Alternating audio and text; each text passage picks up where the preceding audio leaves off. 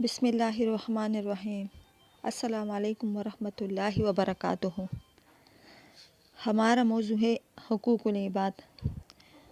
معاشرتی زندگی میں اگر سب لوگوں کو ان کے جائز حقوق ملتا رہے تو وہ سکون اور اطمینان کے ساتھ اپنی صلاحیت معاشرے کی ترقی کے لیے استعمال کر سکتے ہیں اور اس طرح ماحول خوشگوار بن سکتا ہے جسے حسن معاشرت کہا جاتا ہے۔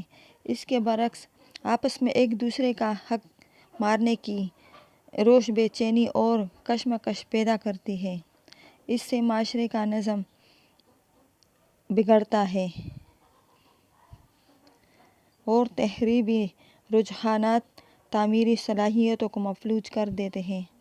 اللہ تعالیٰ نے اس بارے میں بھی انسان کو اپنی ہدایات سے محروم نہیں رکھا۔ اس نے انسانوں کے درمیان حقوق کا واضح تعین کر کے ان کی ادائیگی کو اپنی خوشنودی اور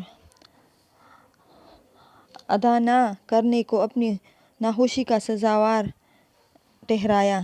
چنانچہ ایک سچا مسلمان حقوق العباد کو بھی حقوق الہی کی طرح محترم سمجھتا اور ان کے بارے میں اللہ تعالیٰ سے ڈرتا ہے۔ والدین کے حقوق۔ معاشرے میں انسان کو جن ہستیوں سے سب سے زیادہ مدد ملتی ہے وہ والدین ہیں، جو محض اس کے وجود میں لانے کا ذریعہ ہی نہیں ہوتے بلکہ اس کی پرورش اور تربیت کا بھی سامان ہوتے ہیں۔ دنیا میں صرف والدین ہی کی ذات ہے جو اپنی راحت اولاد کی راحت پر قربان کر دیتی ہے۔ ان کی شفقت اولاد کے لیے رحمت باری کا وہ سایبان ثابت ہوتی ہے جو انہیں مشکلات زمانہ کی دھوپ سے بچا کر پروان چڑھاتی ہے۔ انسانیت کا وجود اللہ تعالیٰ کے بعد والدین ہی کا مرہون منت ہے۔ اس لیے اللہ تعالیٰ نے قرآن کریم میں متعدد مقامات پر اپنے بعد انہی کا حق ادا کرنے کی تلقین فرمائی ہے۔ ارشاد ہوتا ہے، اور حکم کر چکا تیرا رب کہ نہ پوجو اس کے سوا، اور ماں باپ کے ساتھ بھلائی کرو اگر پہنچ جائے تیرے سامنے بڑھاپے کو، ایک ان میں سے یا دونوں، تو نہ جھڑک ان کو اور نہ بے ادب بات کر ان سے، جھکا دے ان کے آگے کندھے عاجزی کے ساتھ بے نیازی سے، اور کہہ اے رب ان پر رحم کر جیسا پالا انہوں نے مجھ کو چھوٹا سا۔ حضور اکرم صلی اللہ علیہ وآلہ وسلم نے ارشاد فرمایا کہ والدین کا نافرمان شخص جنت کی خوشبو سے بھی محروم رہے گا۔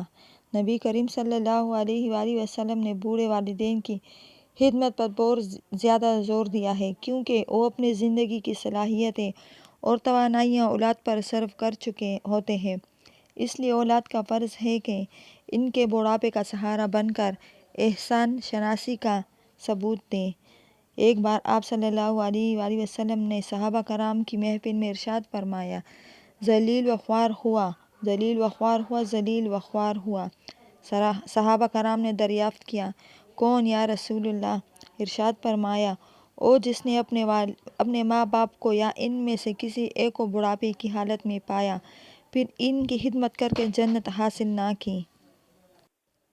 اولاد کے حقوق۔ حضور صلی اللہ علیہ وآلہ وسلم کی تشریف آوری سے پہلے کی تاریخ پر نظر ڈالو تو معلوم ہوگا کہ ایک زمانے میں انسان کی سنگ دلی اس درجے کو پہنچ گئی تھی کہ وہ اپنی اولاد کو قتل کر ڈالتا۔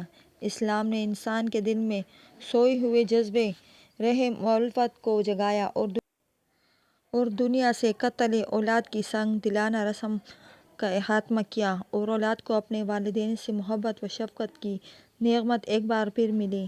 قرآن حکیم میں معاشرے کی دیگر برائیوں کے ساتھ قتل اولاد سے بھی ان الفاظ میں منع فرمایا، اور نہ مار ڈالو اپنی اولاد کو مفلسی کے خوف سے، ہم روزی دیتے ہیں ان کو اور تم کو، بے شک ان کا مارنا بڑی خطا ہے۔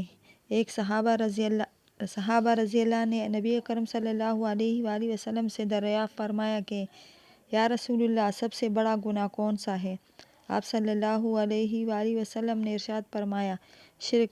انہوں نے دریافت کیا، اس کے بعد؟ آپ صلی اللہ علیہ وآلہ وسلم نے فرمایا، والدین کی نافرمانی۔ عرض کیا، اس کے بعد؟ ارشاد ہوا، تم اپنی اولاد کو اس خوف سے نہ مار ڈالو کہ وہ تمہارے کانے میں حصہ بٹائے گی۔ اللہ تعالیٰ ہمیں اور آپ کو سیدھے راستے پر چلنے کی توفیق عطا فرمائے اور شرک جیسے بڑے گناہ سے بچائے، آمین۔ میری آپ سب لوگوں سے گزارش ہے کہ ویڈیو کو پوری دیکھا کریں، چینل کو سبسکرائب اور لائک اور شیئر کیا کریں۔